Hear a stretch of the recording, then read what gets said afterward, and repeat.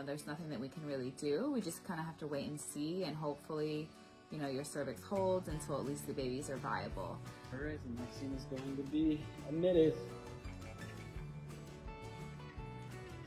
Let's see how this goes. So the C-section has been scheduled for 7:30 tomorrow morning, July 31st.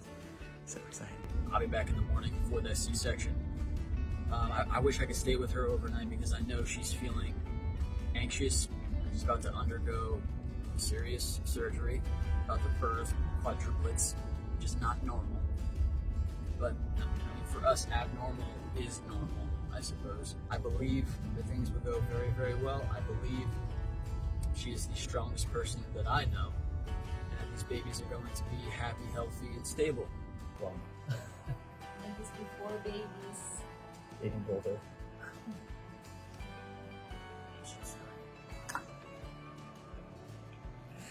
Okay, so I am heading to the NICU to see how the babies are doing. It hasn't hit Maxine yet, but I think it will once she sees them essentially for the first time, because as they were born, they just kind of, you know, wanted to make sure that they were stable and healthy. Pounds, 5 ounces? Such a good working night.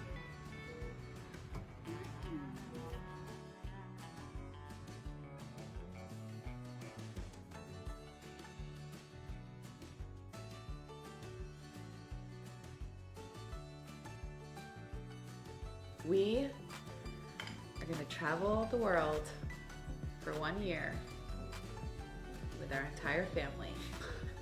All 9 kids, at least 6 months. With our entire family.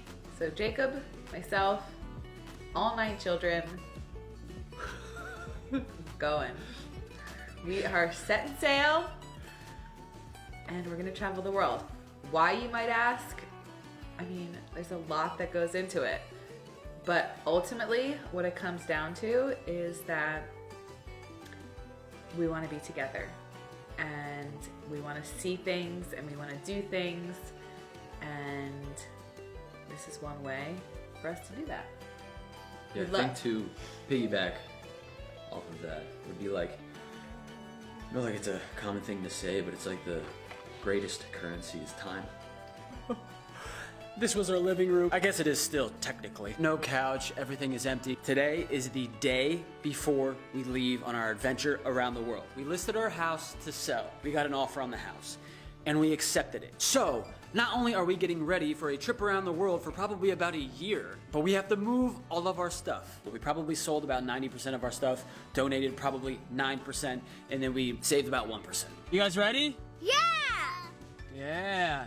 Cecilia and Theo, Aiden and Connor in our car. Mommy just left with Tootie, Henry, P, Beck, and Silas. So we're heading out right now. We just have to stop at a couple places like a bank and stuff like that, and then we're heading straight to the airport. Let's go. The day we left, and it was one of the most exciting times of our lives, because this trip was being planned for months.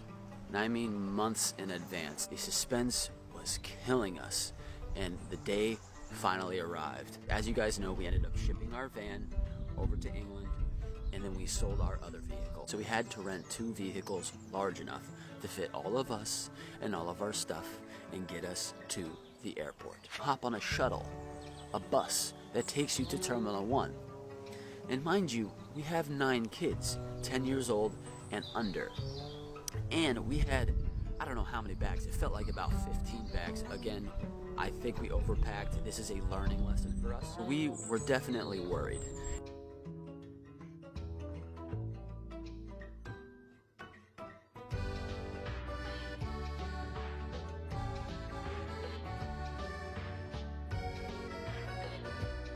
So surprisingly, the flight itself was actually the easiest part of our entire travels. We got on the plane, we got the babies in their car seats, we watched some movies, we had some snacks. They slept because the flight was a red-eye. But once we landed and we exited the plane, obstacles began to present themselves once again. Typically when you have a stroller or a wheelchair, you check it.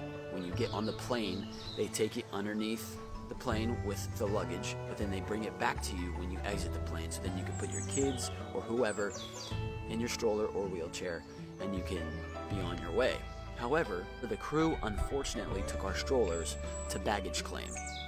So we had all of our carry-ons, our backpacks, and we had to carry the babies, or they had to walk.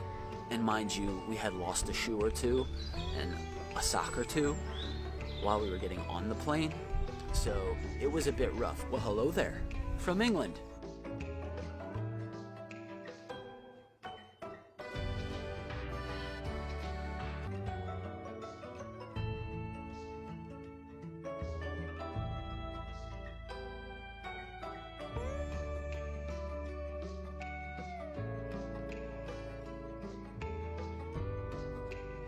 After a long day of travel, we finally got some much needed sleep so we could have as much energy as possible for the next day.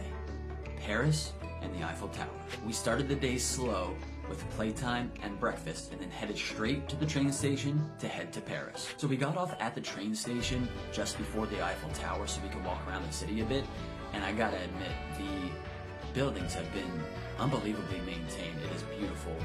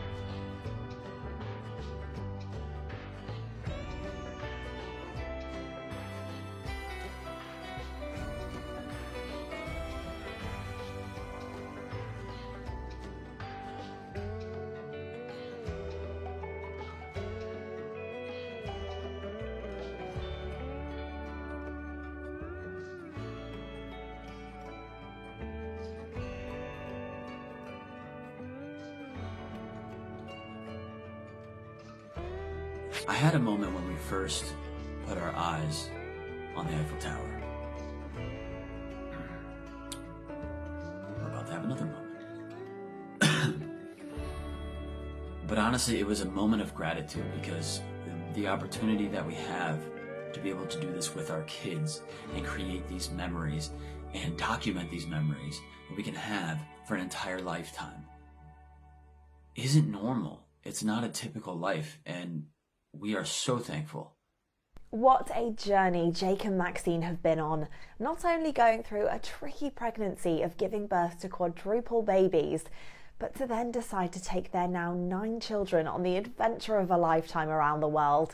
It is a bold decision. Selling their house to go travelling is a major life change for the family, but it is shown to be an incredible opportunity for personal growth, a new adventure and lasting memories. Something the children will forever be grateful for having experienced. The comment section on their videos were overjoyed with the family's choice and how they are now living their lives, with "so glad your dreams are coming true" and "beautiful family, God bless you all. I would love to have 9.